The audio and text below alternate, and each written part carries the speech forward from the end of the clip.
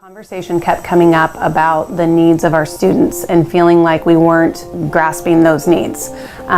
We have more mental health needs even as young as kindergarten. We have had kids come in with PTSD, trauma impacted, drug impacted, and we didn't feel like we had anything in place to meet the needs of those students. The population has completely changed in the last few years.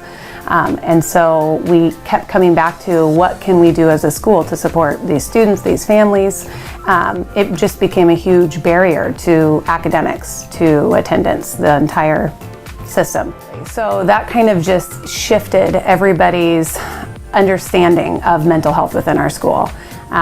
It's not just this pocket of kids that need services. It really helped us to look at as a school and really as a district, what can we do school-wide to support kids? And that's when we started looking at PBIS and just the MTSS structure and how kids access services, and all kids benefit from the program, not just a specific group.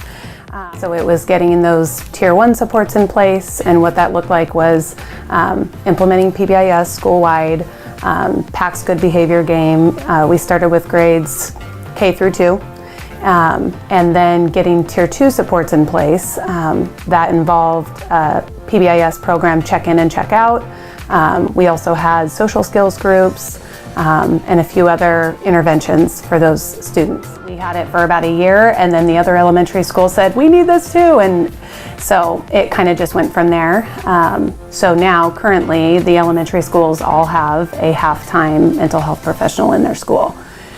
We also have been able to work with community agencies to bring in mental health support that way. So we have behavioral health resources, we have our mental health professional through ProjectAWARE. We have other community partners that are coming in now so that students can access those resources. Part of the issue was getting them into the counseling outside of school. Sometimes transportation is an issue, finances are an issue, and so allowing them to access that at school within the school day was remove that barrier to them getting the services that they needed. But I think that the kids that really need it and are able to access it now are just much more successful during the day. They have strategies that they can use within the classroom. They have somebody that they can go to talk to when they're overwhelmed. Families are able to come into the school and receive those supports, and then teachers are able to come and access that and work together. And so I think that we've been able to just wrap around students and help them to be more successful. It's going to continue to be a need, and that there's always more that we can do. So now that I'm at the middle school, we're looking at how can we improve our programs here. There are needs at every single school, at every level.